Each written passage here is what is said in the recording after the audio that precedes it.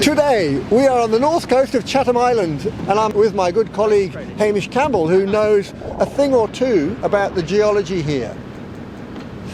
We happen to be at a really special locality, and it feels already a privilege to be here.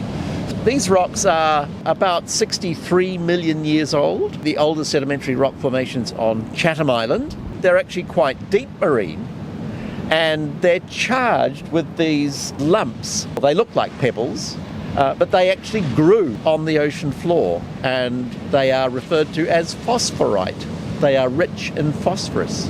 Phosphorus dissolved in seawater has literally precipitated out in the right sort of physical chemical conditions on the ocean floor and formed this stuff. And some of them are coated in manganese, and hence the black coating on some of them. Right. Now, I know there is a mystery about the fossil content here. Yes. And the timing of its presence. Yes.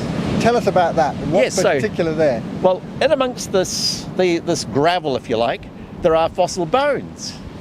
And the fossil bones include, would you believe, dinosaur fossils, right? But the rock is 63 million, and the dinosaurs were wiped out 66 million years ago. So what are they doing here in this rock? And it's deep marine. Have we proved that the dinosaurs weren't wiped out in 66 million years ago? No, that's a very good point. Maybe the dinosaurs hung on, and maybe they hung on, pulled through that crisis here in this part of the world. That is a possibility.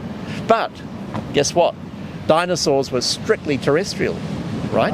And these sediments are marine. They're not just shallow marine, they're quite deep marine. So how do you get dinosaur fossils into a deep marine environment? These fossils have actually been reworked. So they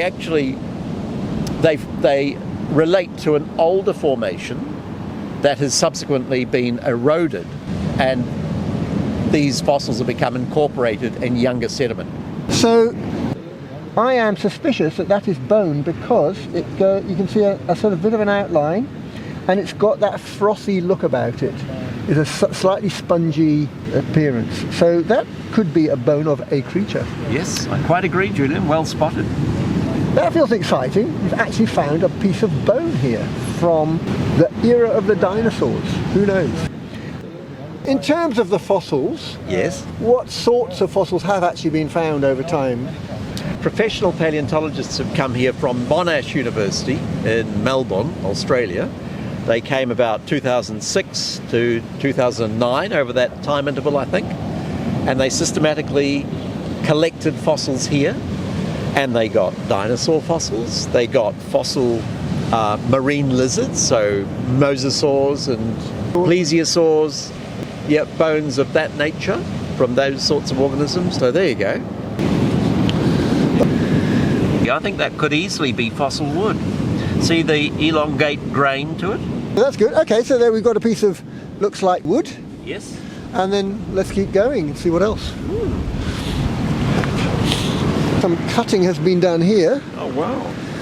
So, right. So what does this mean? Someone's been cutting something out of the rock. Right. So these will be the Monash paleontologists. That they must have found something of interest. So something right there was fantastic, but we can't see it. What we're looking at, this surface, is an old sea floor. It just happens to be about 63 million years old. Oh, look at this, Julian. Oh, that's... So we've got some more cut marks here where some material has been removed. You can actually see quite a bit of fine detail on this surface here. These relate to vertebrae. So these are external molds of the interior centrum of a vertebrae, almost certainly relating to a marine reptile. Now that's really neat. Yeah. And this looks interesting. Yeah. So hard to tell, but yes. There's a sort of long, fairly smooth looking bone-like thing. It's great to see something like that so that we can come back and observe it. Exciting. Potentially another bone. Well, who knows? It's quite substantial. It could relate to a dinosaur or could relate to a marine reptile. Dinosaur fossils are extremely rare in New Zealand, and they're all dislocated bones. They're individual bones. They're not like a skeleton. Yeah, we don't one. have, yeah, correct. We have no skulls and we have no articulated bits of, say, a limb, a whole limb, for instance. We just have isolated individual bones. We actually have here on the Chatham Islands a very new museum, and in the museum there are some of these dinosaur bones to be seen. So I think Hamish will finish off over there, but in the meantime we'll say farewell to this beautiful remote part of the Chatham Islands. Fantastic place to come, and just to think that hardly anybody actually ever comes out here.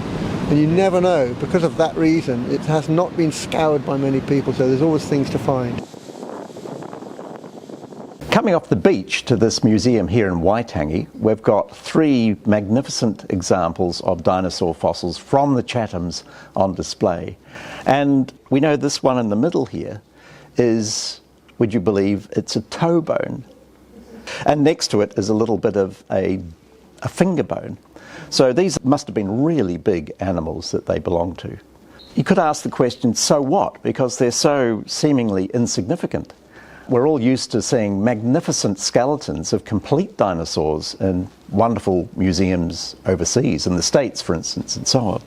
But not here in New Zealand. But there's a whole sub-discipline of paleontology, the study of fossils, called comparative anatomy. So you don't need much. You just need a scrappy bit of bone, and we can actually figure out what animal it belonged to. So we have a wide spectrum of dinosaur biodiversity.